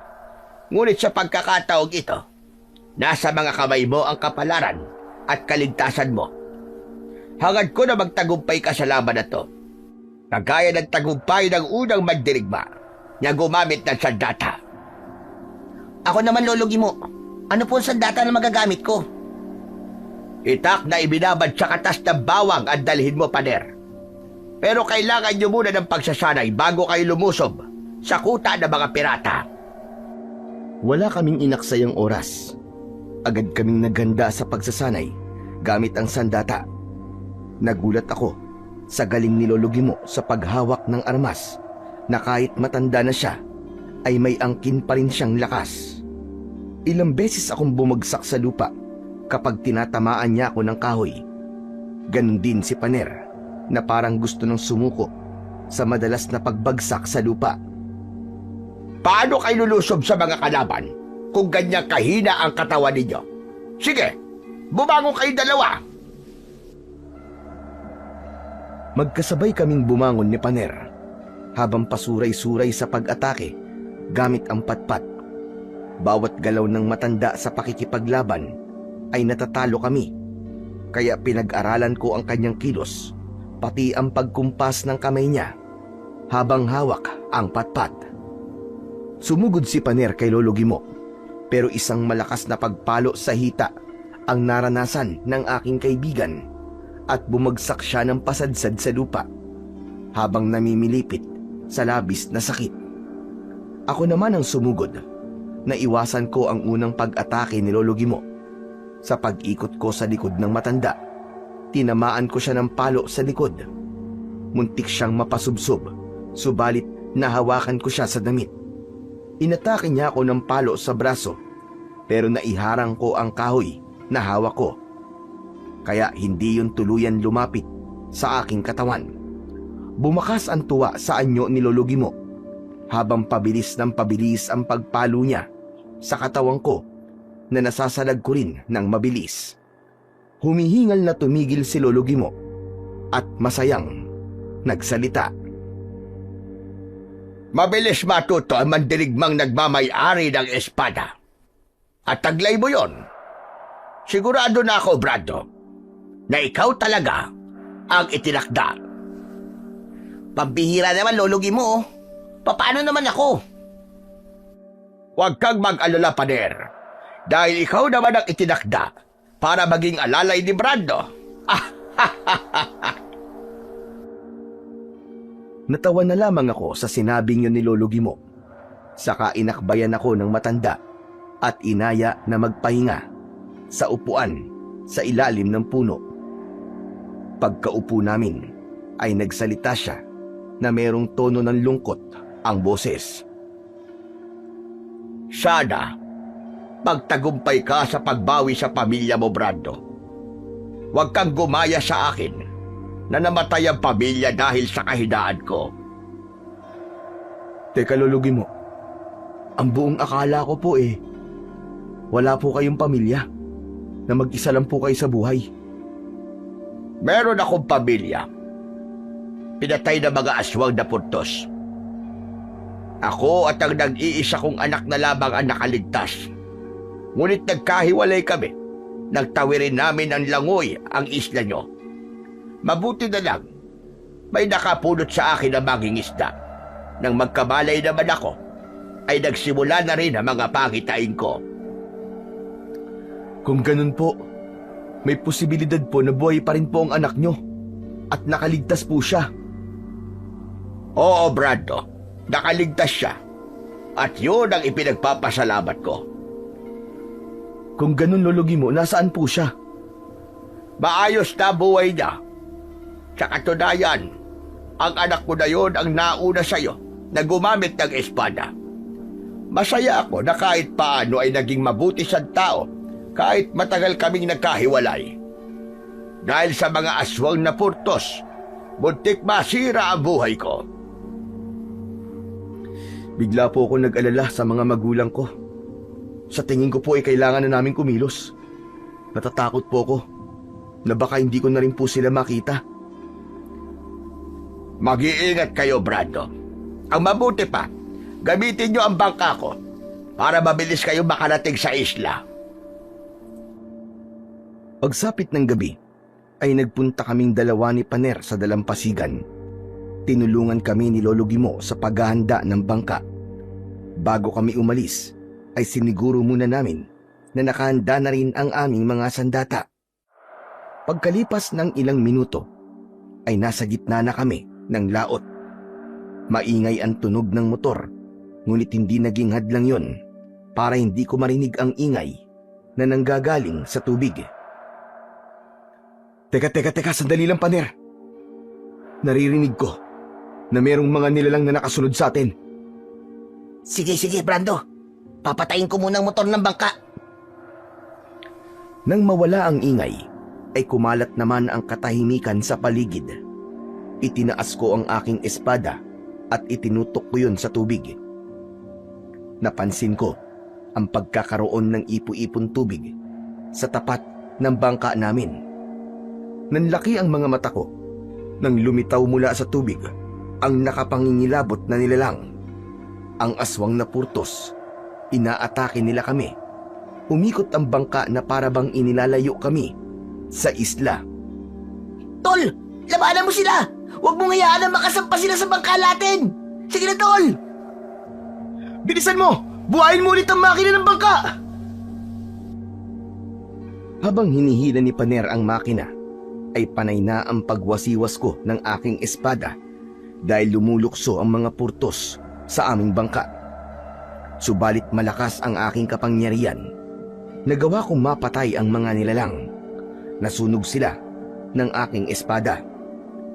Mabilis na umandar ang aming sasakyan, pero mabilis din ang paghabol sa amin ng ibang nilalang na pilit pumipigil sa amin na makarating sa isla. Nang makarating kami sa dalampasigan, ay nagmamadali kaming bumaba ng bangka. Ngunit nakita namin na umahon sa tubig ang malalaking isda at sa isang iglap ay naging aswang ang mga yon. Brando, marami sila. Totoo nga sinabi ni Lolo Gimo. May kakayahan silang makapaglakad sa lupa. Higpitan mo ang hawak sa itak mo. Kailangan natin makatakas sa kanila.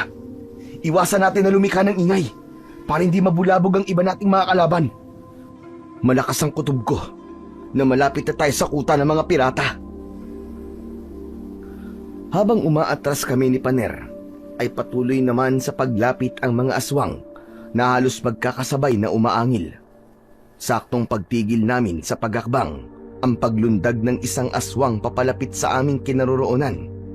Parang may buhay ang aking espada na kusang tumarak ang talim nun sa katawan ng aswang. Nasunog ang nilalang at dahil sa nangyari, sabay-sabay din na sumugod ang iba pang mga aswang. Wala na kaming nagawa kundi ang harapin ang puwersa ng mga kalaban. Tumabi ako kay Paner upang mabantayan siya laban sa mga purtos. Takbo na, Paner! Takbo na! Doon sa banda doon!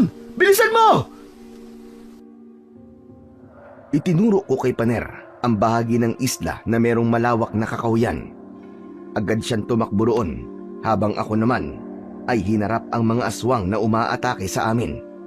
Bawat wasiwas ko ng sandata ay tumatama yon sa leeg ng mga kalaban. Parang labaha ang talas ng aking espada na kayang pumugot ng ulo ng mga aswang sa isang hampasan lang. Nang maubos ang kalaban, ay saka lamang ako nakahinga ng maluwag. Sumunod ako kay Paner. Halos hindi ko maaninaw ang daan ng mga sandaling yon. Mabuti na lamang at merong konting liwanag na nanggagaling sa bilog na buwan. Kahit paano, ay nakatulong yon upang mabilis kong matakbo ang daan. Maya-maya pa ay nadatnan ko si Paner. Nagtatago siya sa likod ng malaking bato habang nakasilip sa maliwanag na bahagi ng kakawyan. Lumapit ako sa kanya at tumabi. Nandito na nga sila, tol. Ayun oh, si Ultimor. Nagpapakaligaya sa babaeng nakahiga sa batong lamesa. Hindi nagpapakaligaya si Ultimor, Paner, kundi nagsasagawa siya ng ritual. Teka, nahanap mo na ba kung nasan si tatay? Ayun sila, Brando. Nasa gitna sila ng maliit na hawla at mukhang katatapos lang nilang makipaglaban sa mga tauhan ni Ultimor. Pinagmasdan ko ang kalagayan ng aking ama. Nakagapos ang mga kamay nila habang katabi ang tatay ni Paner. Nakayuko na parabang nakatulog na dahil sa bugbog na inabot mula sa mga kalaban. Nakuyom ko ang aking mga kamay dahil napatunayan ko na pinoprotektahan ng mga aswang ang mga pirata. Maya-maya pa ay nagulat ako sa nasaksihan namin. Tol, nakikita mo ba kung paano nagpalit ng anyo si Ultimor? Pambihira. Hindi kaya siya ang aswang na pinuno ng mga portos. Kaya pala bukod tangi sila lamang ang nakakatawid sa isla na to. Dahil sila pala mismo ang mga aswang. Hindi ko akalain na dito kami maghaharap ng pinuno ng aswang at si Ultimor pa ang namumuno sa kanila.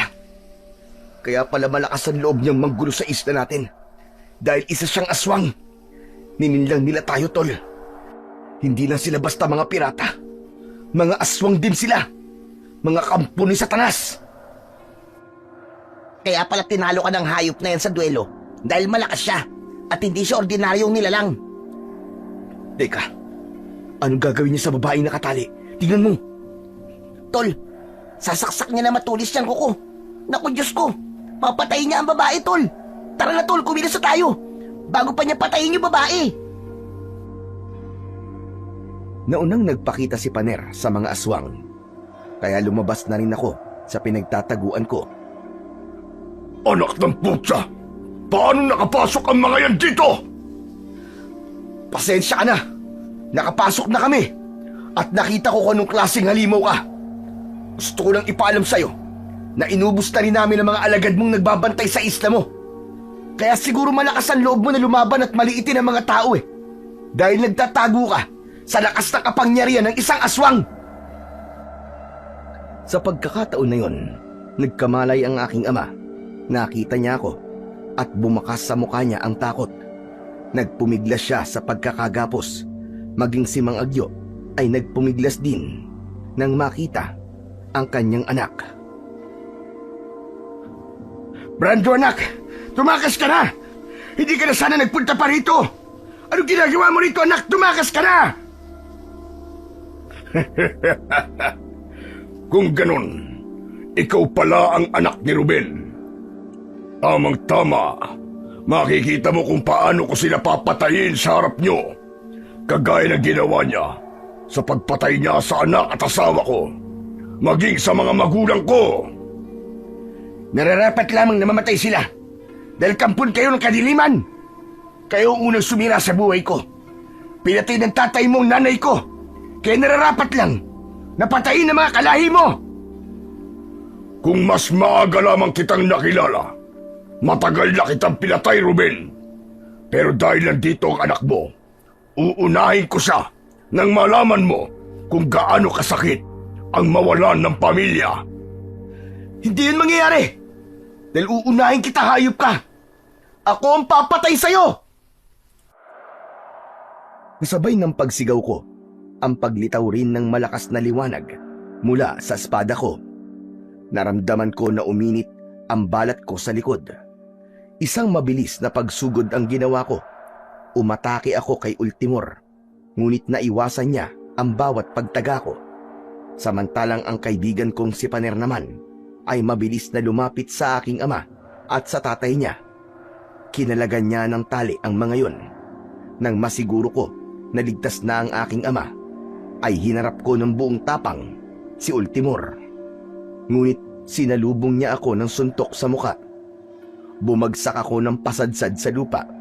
Nabitiwan ko ang aking espada. Napunta yon sa pagitan namin ni Ultimor. Nang akma ko nang aabutin ng espada, sinipa niya ako sa tagiliran. Kaya gumulong-gulong ako palayo sa akin sandata. Ngayong wala ka ng sandata, wala ka nang magagawa kundi tanggapin ang magiging kamatayan mo.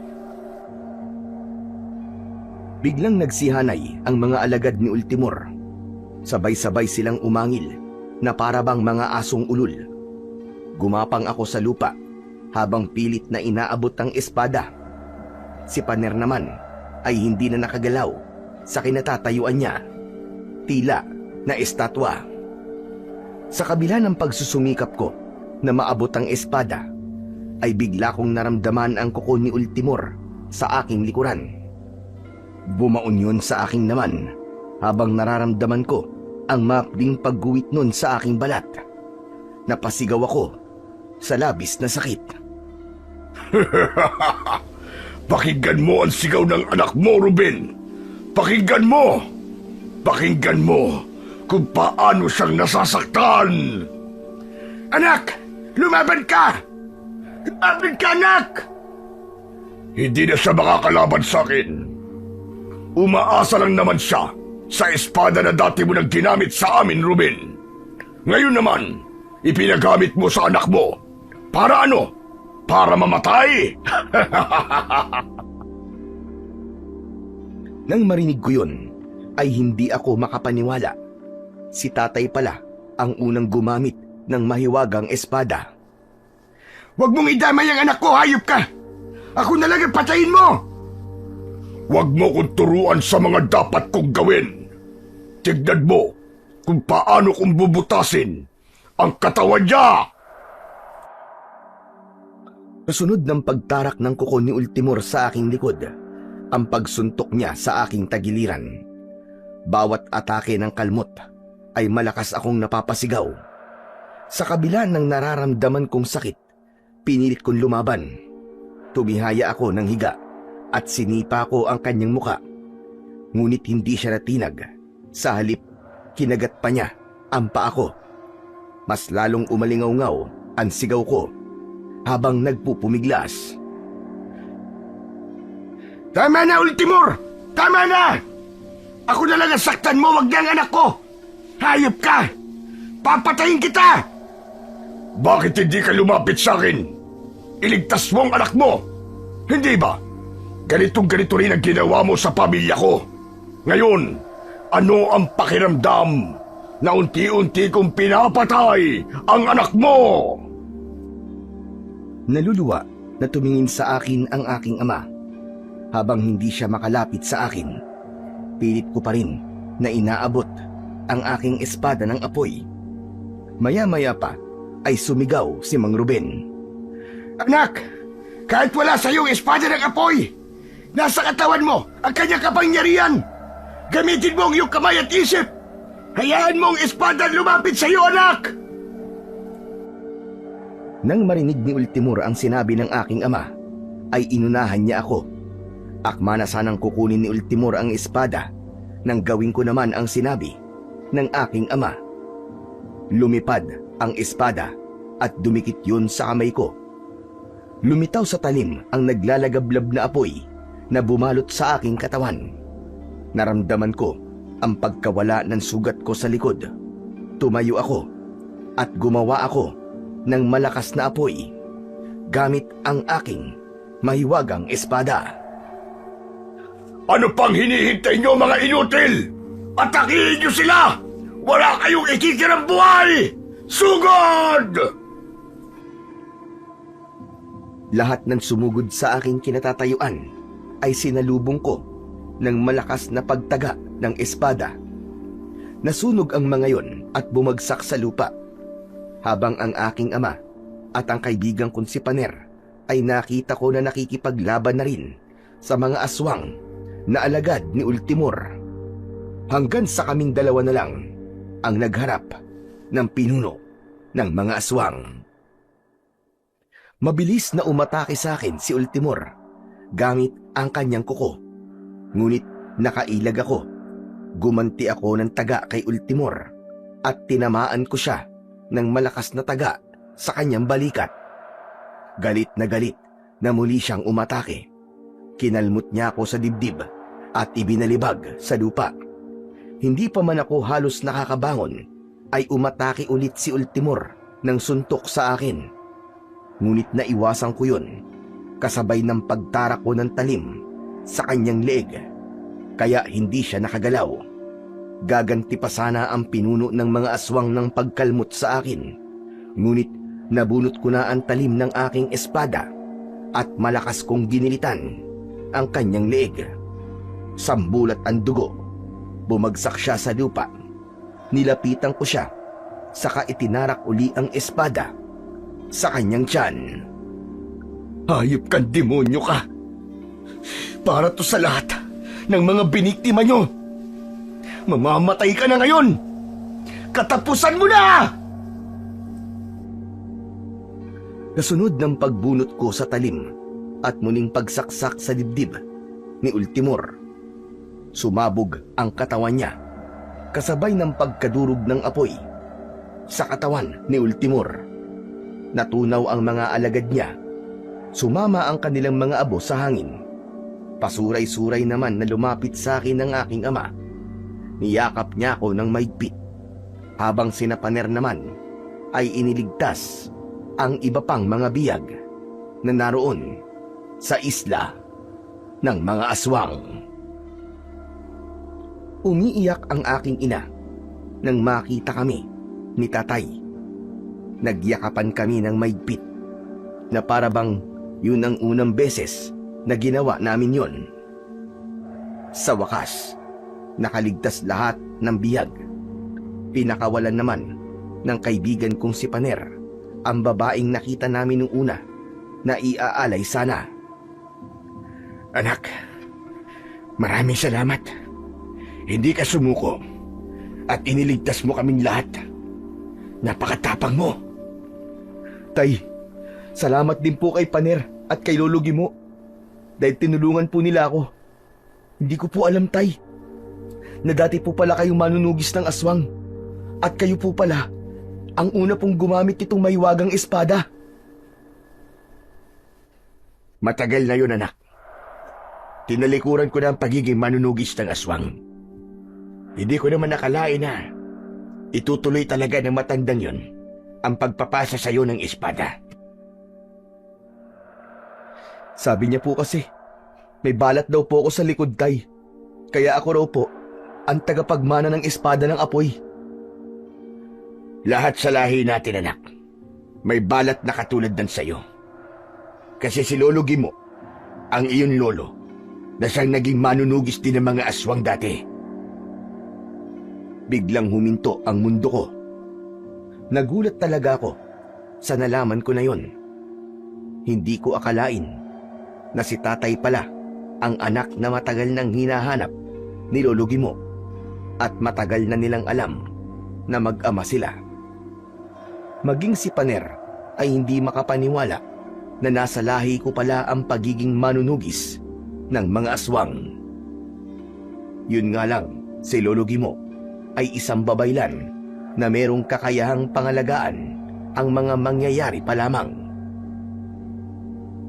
Nang gabing yun, ay nilisan namin ang lugar na isla ng mga aswang kasama ang mga biyag, sakay ng bangka ng mga pirata. Pagkalipas ng isang oras na paglalayag, ay narating namin ang isla. Tanging si Lolo Gimo lang ang nakita namin na nakaabang sa aming pagbabalik. Ikinakaway niya ang kamay niya sa amin, habang kami naman ay masaya na rin na kumakaway sa matanda. Pagbaba namin ng bangka ay agad kong niyakap si Lolo Gimo. Lolo Gimo! Lolo Gimo! Pambihira naman po kayo. Bakit di niyo po agad sinabi sa akin na kayo po pala ang lolo ko at si tatay po pala ang anak niyong matagal nang hinahanap? Abay, siyempre. Hindi naman masaya kung malalaman mo kagad ang ugnayan natin, hindi ba? Dapat, doon pa lang sa pagbibigay ko sa'yo ng espada, kinutuban ka na. Saka, naaalala mo ba? Doon sa dalampasigan na kinausap kita, hindi ba't nagmamadali akong umalis nang lumapit sa atin si Ruben? Bakit nyo nga po yung ginawa, Lolo Gimo? Mangyaring ayaw kasi ng tatay mo na maging katulad ka namin. Na maging isang manunugis ng aswang at tagapangalaga ng espada ng apoy. Pati si Paner ay hindi na nakatiis at agad na nakisali na rin sa aming usapan. Pambihira. Pati po ako'y nahulog sa pagkukunwari nyo, Lolo eh. Ang galing. Hindi namin nahulaan na maglolo talaga kayo. Teka. Tama na nga yan. Halina kayo sa bahay nang makapag-ayos na ng mga gamit bago matulog. Naka, tay, hindi na po pwede. Sa bahay na lang po tayo ni Lolo Gimo tumuloy. Sinunog na po kasi ng mga tauhan ni Ultimor ang bahay po natin. Anak ng tetengo, pambihira talaga ang mga hayop na yun. Bago namatay, nag-iwan pa ng sakit sa ulo. Teka, may sugat ka sa likod, anak ha? Sus, wag mo nang isipin, Ruben, ang sugat ng anak mo. Alam mo naman na may kakayahan ng espada na pagalingin ang sugat ng kanyang amo. 2 araw lang ang titiisin niya at babalik na sa dati ang lakas ng iyong anak na si Brando. Lolo, tara na po. Teka, saglit lang. Paano naman kami ni tatay? Tol, maghanap ka na ng tirahan mo. Pambihira naman to. Teka lang. Baka naman pwede ako kahit sa silong. Nagkatawanan kaming lahat sa biro na yun ni Paner. Maya-maya pa ay sama-sama na kaming nagpunta sa bahay ni Lolo Gimo. Magmula noon ay naging malaya na kami magpunta sa mga karatig na isla.